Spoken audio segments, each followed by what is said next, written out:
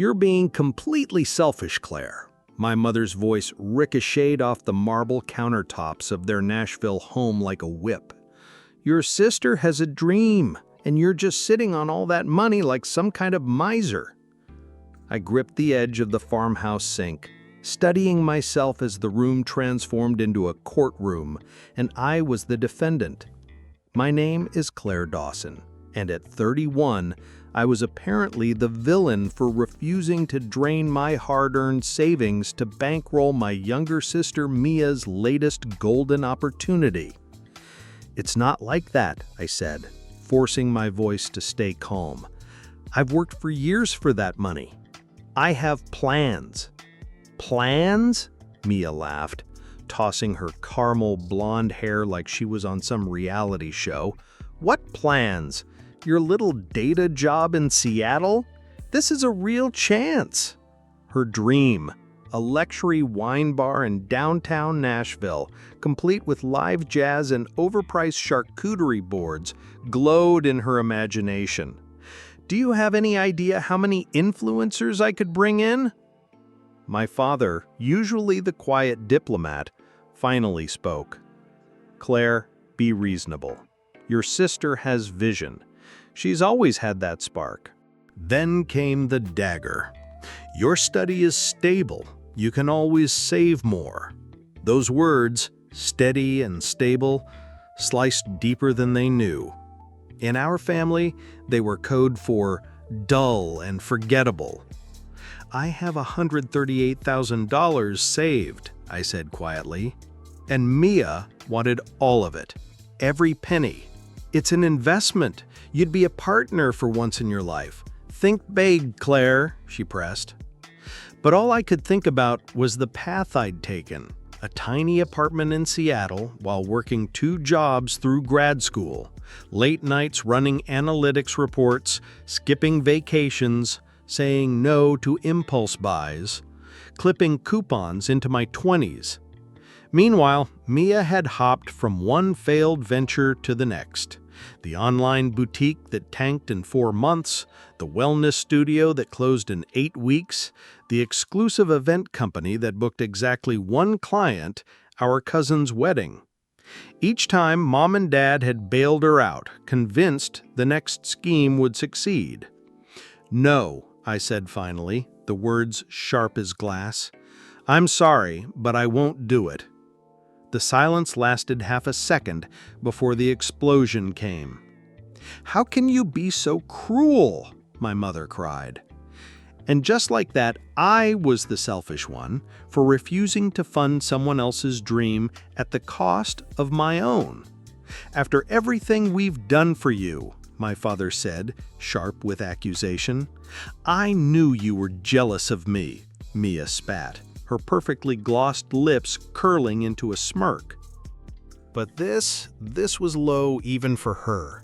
I looked at them, really looked. My mother, who had spent my entire childhood urging me to be more like Mia. My father, who never asked about the projects that consumed my nights, yet proudly attended every single one of Mia's grand openings. And Mia, beautiful, magnetic Mia, who had never worked a steady job but somehow always got everything she wanted. "I'm not jealous," I said, steady and calm. "I'm done." I turned and walked out of the kitchen, ignoring the chorus of my name and the accusations ricocheting behind me. Upstairs, in my old bedroom, I grabbed the leather duffel stashed under the bed days ago. I had seen this coming. Charm, pressure, guilt trip, they had a predictable pattern. "You're Claire Marie Dawson, don't you dare walk out that door," my mother shouted as I descended the stairs. I paused at the bottom, turned, and looked at them one last time. "You know what's funny?" I said, a faint smile tugging at my lips. "None of you ever asked what my plans were for that money. Not once." "Because your plans probably involve more spreadsheets and boredom," Mia sneered. "Some of us actually want to make something of ourselves." I laughed softly, not bitterly this time, just pity. "Goodbye," I said simply, and walked out. Behind me came the sounds I knew so well, My mother's sobs, my father's heavy sigh, Mia's furious shouting. But as I slid into my car and pulled out of the driveway, I felt weightless. While Mia fantasized about velvet lounges and champagne bars, I had been building something real. Tomorrow, I would board a flight to Zurich to start as head of strategy at a leading renewable energy firm, a job I fought for with grit and sleepless nights. The salary was life-changing, the work impactful. Best of all, it was 5,000 miles away from their endless demands. My phone buzzed with calls and texts. I powered it off. They would hear my news eventually, but not tonight. By this time tomorrow, I would walk through the glass doors of my new office overlooking Lake Zurich. Let them call me boring. I call it free. Let them call me selfish. I was done being the family ATM, the dependable one they only remembered when they needed a bailout. 3 months passed in a blur of glass-walled offices, global summits, and work that felt meaningful every day. My apartment overlooked Lake Zurich, its surface like liquid silver in the morning sun. I woke up to the quiet hum of trams instead of the endless drone of family drama. The first few weeks, my phone overflowed with voicemails. My mother ranged from hysterical, "How could you abandon us?" to manipulative, "Your father's blood pressure is through the roof because of your selfishness." Mia alternated between fury, "You've ruined everything," and desperate bargaining, "Just half the money, Claire, even 20%. I let every call go to voicemail. I had bigger things to focus on. Within 2 months, I was leading negotiations for a multi-billion-euro project to develop sustainable energy grids across Europe. My strategies were gaining attention, and for the first time, I was recognized for my vision, not called steady or boring. Then came the email. My CEO handed me a press release. Forbes wanted to feature me in their 30 under 35 innovators in energy. Exclusive, an invitation to speak at the World Economic Forum in Davos. That night, I sat on my balcony, sipping espresso, watching the city lights dance across the lake. My father called for the first time in 3 months. "Claire, we saw the Forbes article and the Davos invite." "Yes," I said calmly. "Why didn't you tell us about the job, Zurich, all of it?" "You never asked, Dad. You were too busy calling me selfish for not funding Mia's wine bar." He was silent. Then, quietly, "The bar. It fell through. The building had legal issues. The whole thing collapsed." I closed my eyes. No guilt, no regret, just freedom. I looked out over Lake Zurich, the city lights shimmering like a promise of everything I'd fought for. And this was only the beginning.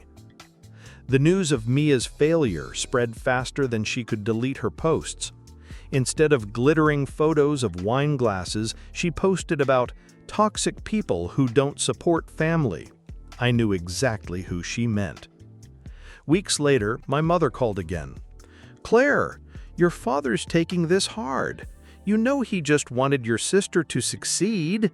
"Mom," I interrupted, "he wanted me to be an ATM. When I refused, you called me a traitor." Silence. Their words had lost their power. In Davos, I stood on stage speaking to world leaders. The energy of the future isn't just technology, it's a choice about what we leave for the next generation. The applause thundered. This wasn't just a speech, it was a line drawn in history. 6 months later, Mia appeared at my door. No makeup, eyes dull. She looked like someone who had lost everything. "Claire, you don't know what it's like when everyone turns their back. I have nothing. Even Mom blames me." I looked at her. No bold sister now, just the shattered pieces of her illusions. "You know, Mia," I said softly, You always thought I had to sacrifice myself for your ideas. But I chose myself. Now I have a life I built without your manipulation." She sobbed. "I hated you, but maybe I was just jealous." For a fleeting second, vulnerability flashed in her eyes. "You can envy me, resent me, but I won't go back to being valued by your whims." I walked past her, leaving her in the shadows of the doorway. For the first time in years, I felt no pity. 6 months later, standing in my Zurich office overlooking Lake Zurich, I reflected on everything: missed milestones, endless manipulation, holidays skipped for Mia's ventures. And I smiled. Now no one controlled my life, neither parents nor sister. No expectations, only my strength, my choices, my path. Every "you're boring," every "you're selfish" now sounded like music. Being steady isn't boring. Setting boundaries isn't selfish. It's freedom. I built, I fought, I won. My life is mine.